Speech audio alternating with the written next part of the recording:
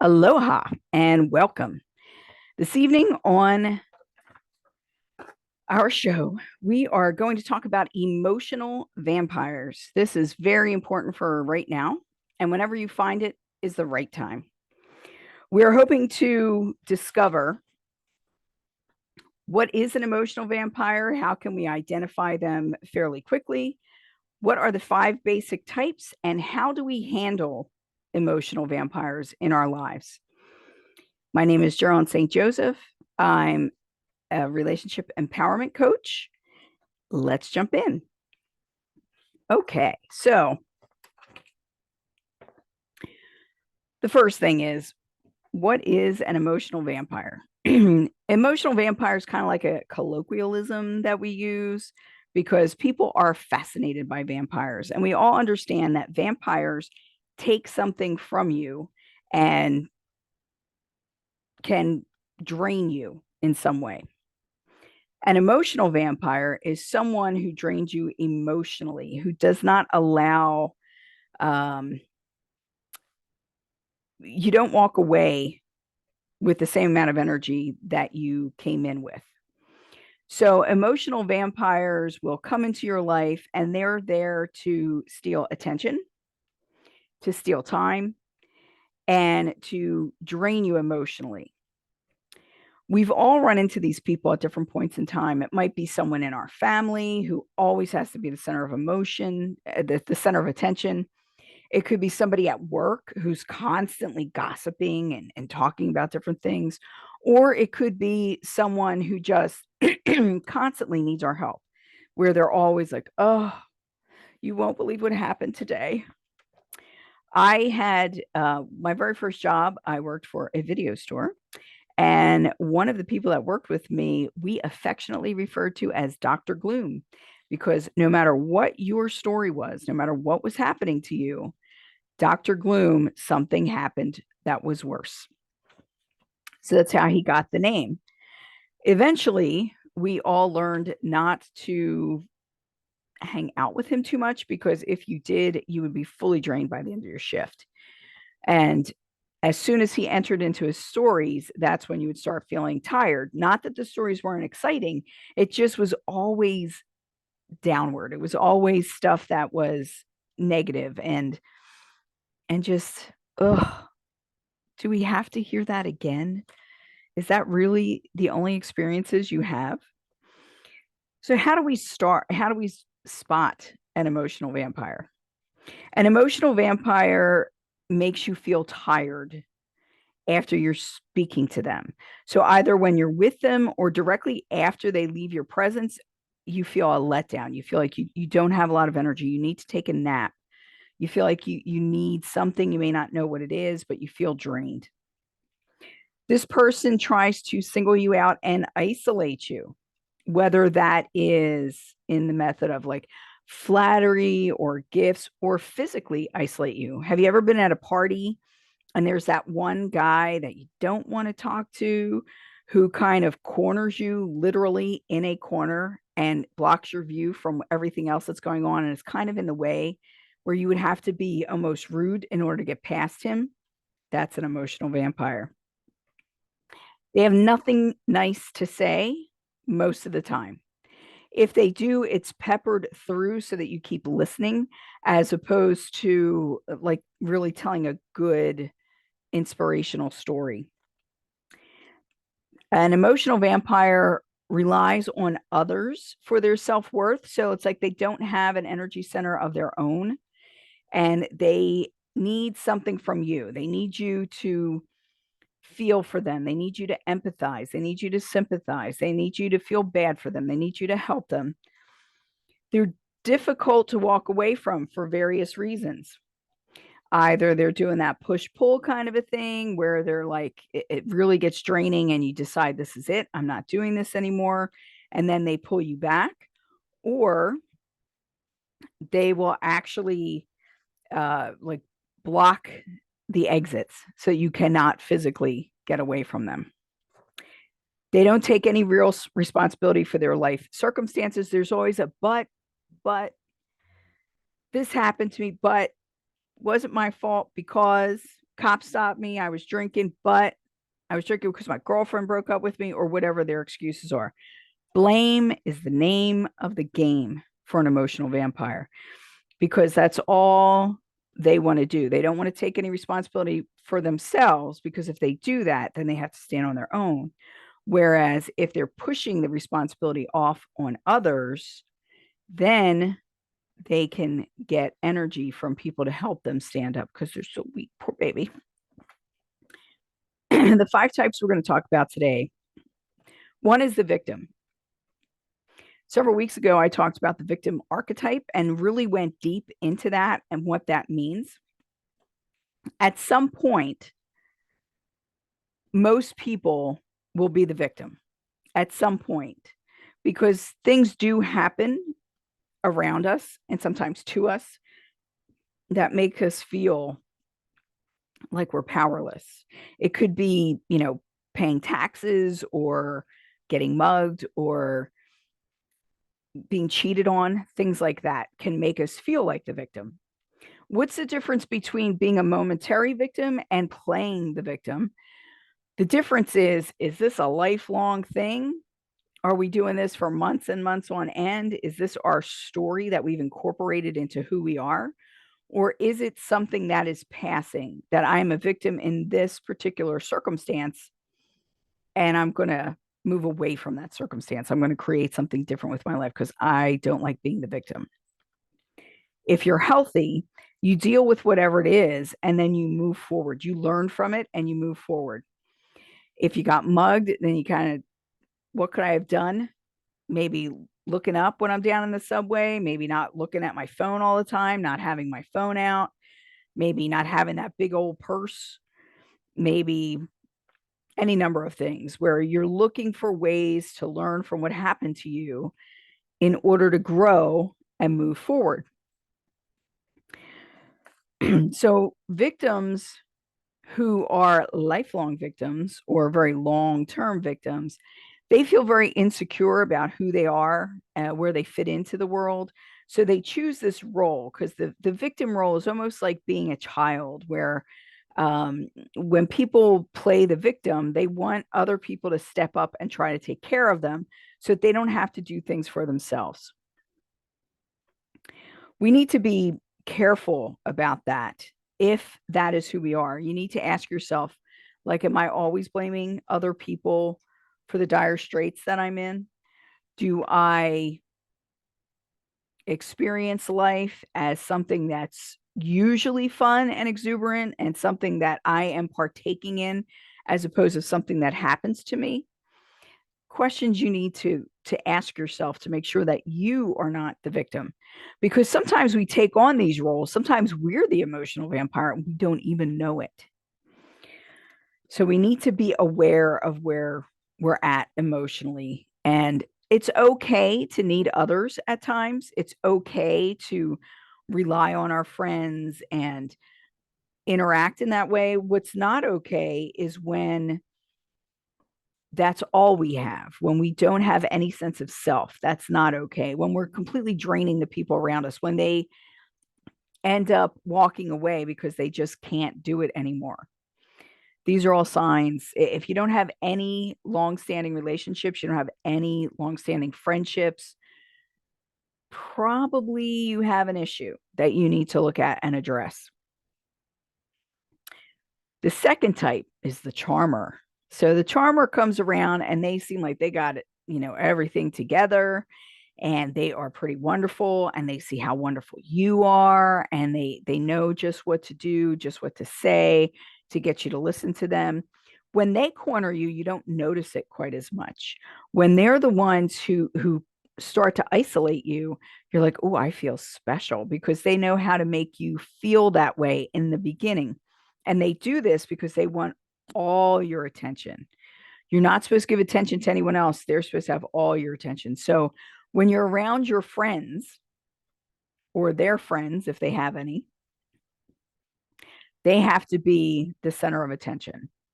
They have to be making the jokes and having everybody tell them how good they're looking, and oh, they're so funny and all this other stuff. And you're supposed to fade into the background. And when you don't, they get angry.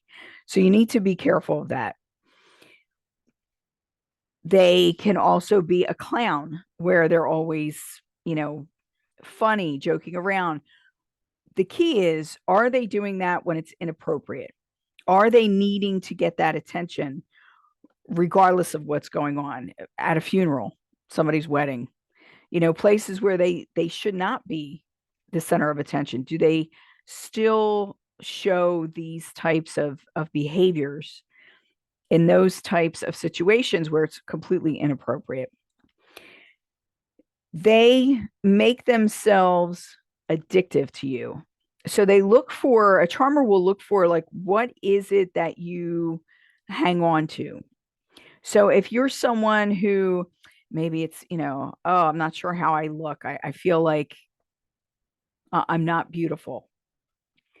And then you meet someone who's always telling you how beautiful you are and you're so amazing, and, just centers on you in that way. Then they'll go back and forth because just your attention alone is not going to be enough for the charmer.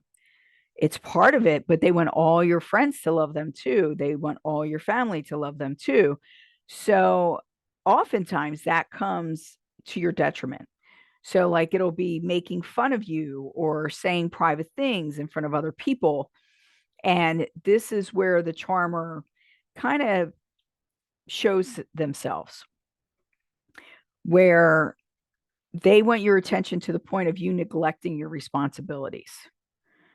So be careful of that. When you are around a person like this, it feels really good when you're around them. And then when you back away from them, or even like you miss them a lot when they're not around, and it's because of the way they're hooked into you, into your personality, into your emotions, so that your emotions get fed by them, but you're also feeding their emotions by giving them all your attention. This gets dangerous when, as I said, you start neglecting your responsibilities, and then that creates an issue. Everybody's favorite, the drama queen or drama king. This is, like I was saying, Dr. Gloom. Whatever story you're telling, they've got something to top it. No matter what happened to you, something happened to them that's worse. No matter what's going on, they have to be, again, center of attention. So you're going to see this is a theme where a person who is an emotional vampire tends to like to be the center of attention. They want attention no matter how they have to get it. So a drama king or a drama queen, something is always going on in their life. Their life is never settled. It's always chaos. And no matter how much you throw at it, no matter how much you try to help them, no matter how stable you are, they're going to drag you into their drama because they need that. They need that story. That story is who they are. And that will harm you, especially over time. It can harm your reputation. It can harm your physical person because high blood pressure, you're always stressed. You never know what's going to happen next. So this is a person who is never at peace.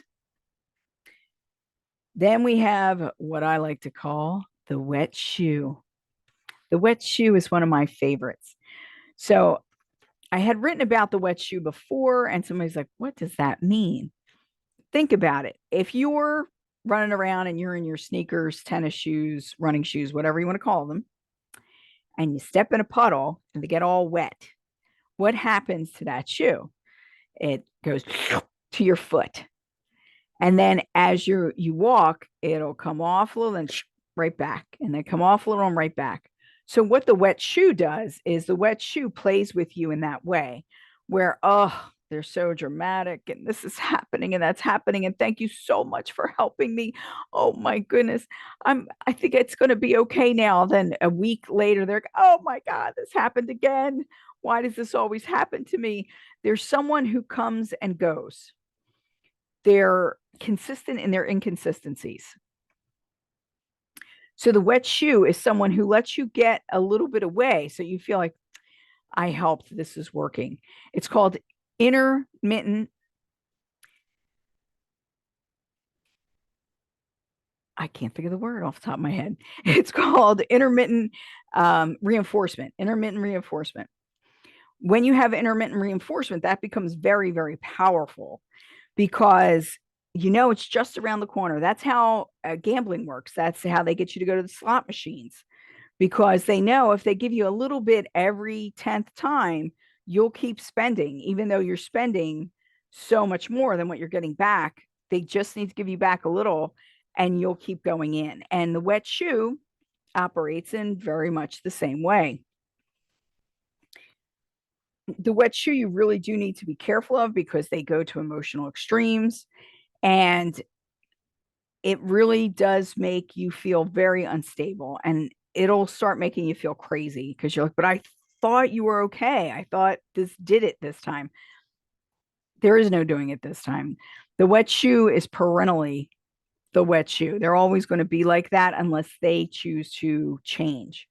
And because it works for them, they're not going to change. And generally with the wet shoe, they will have more than one person in their rotation so that they can do the wet shoe with you. And then those times where you're away, they have somebody else that they're pulling back. And they'll keep going in that way. Similar to the wet shoe is the yo-yo. Now, the difference between a wet shoe and a yo-yo is the wet shoe lets you get a little bit away and then they come right back. The yo-yo will toss you all the way away and then pull you back. The yo-yo is more extreme. The yo-yo either loves you or they hate you. They're either everything that you could have ever hoped and dreamed for, or they were sent from the pits of hell to make your life awful. The thing is, again, intermittent reinforcement will keep you coming back for more because you're like, I know this time it's going to work. I know he really loves me, but it's that but you have to be careful of every time. So, what can you do about it? What can you do about these kinds of people in your life? We've all met them. We may not call them by the names that I called them, but they're out there. And it seems to be much more prevalent in our society now than it was in the past, because now being a victim is like, ooh, that's cool. That's the thing to be, is the victim, and to constantly depend on others for your livelihood, for your money, for your anything, seems to be a way that things are going in this time period right now. Hopefully, it won't stay that way. But right now, being the victim seems to be very chic. What do we do about it? The first thing you do about it is know your personal boundaries. Where are your boundaries? Do you have any? So many of us, especially women, grow up with trying to please all the time. And we're trying to be the nice one. And you don't want to be rude and this, that, and the other thing. We're trying to be polite. By trying to be polite above all else, what we end up doing is destroying our boundaries and letting people walk all over us.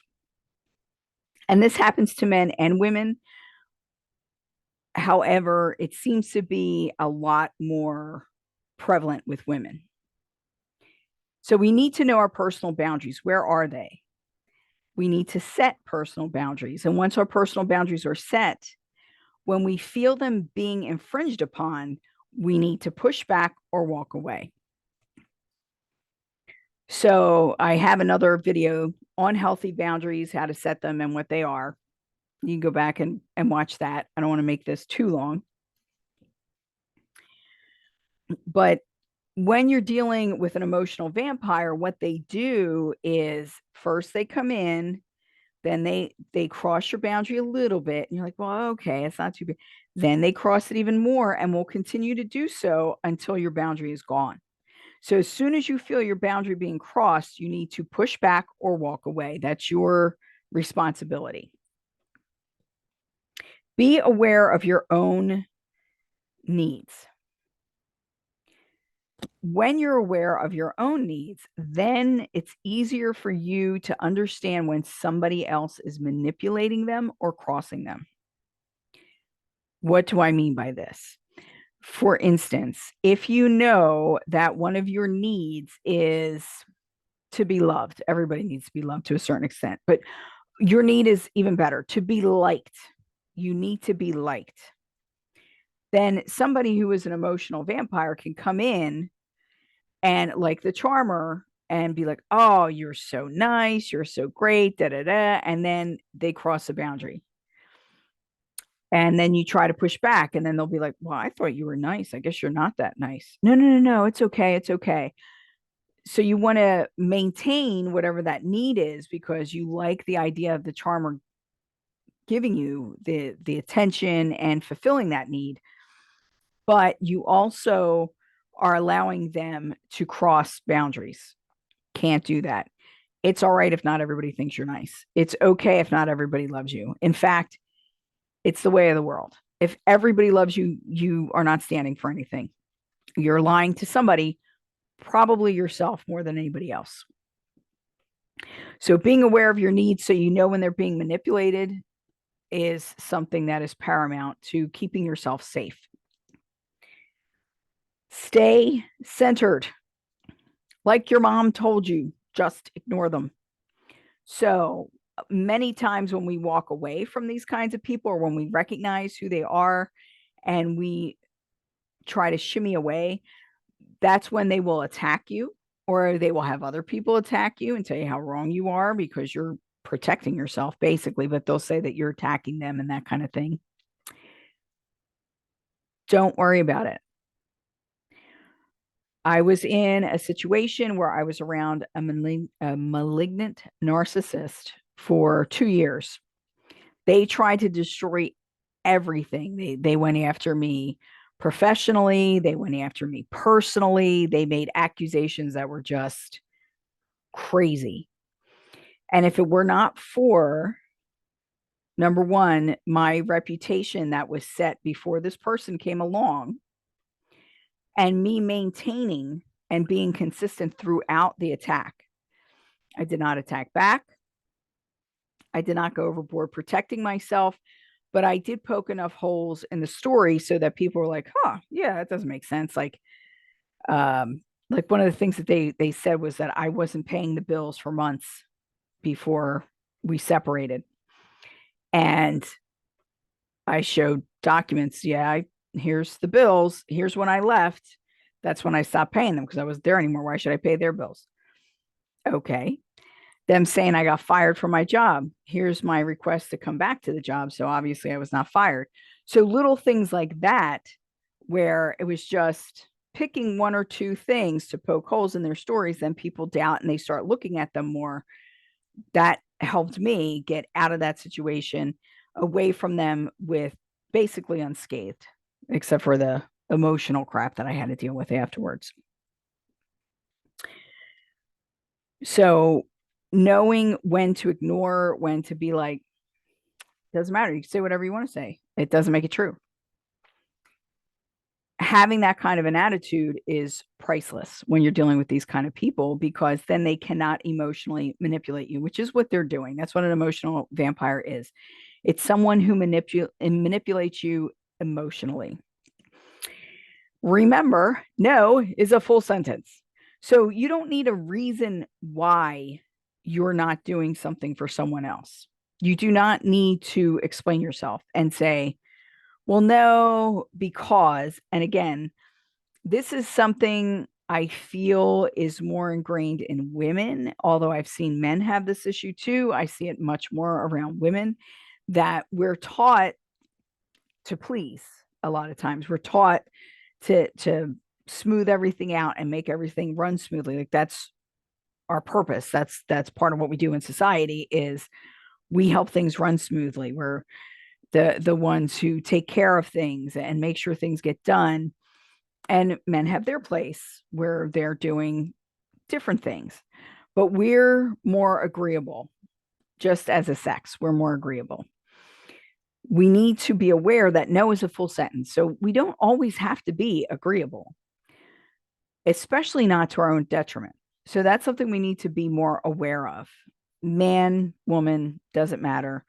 You need to be aware when your agreeableness is giving you issues, making you have problems, because then someone is taking advantage of that and pushing past your boundaries and obliterating your boundaries. So, number one, fortify your personal boundaries. Know where they are and keep them strong. If someone is pushing your boundaries, push back or walk away. Those are your two choices: push back or walk away. Be aware of your needs. If you're aware of the things that you crave and the things that you need, then you know where people are going to hit you. And you have to vet when someone is going to meet your needs. You have to make sure that they're doing it in a positive way and not to try to embed themselves in your life so that then you serve them only.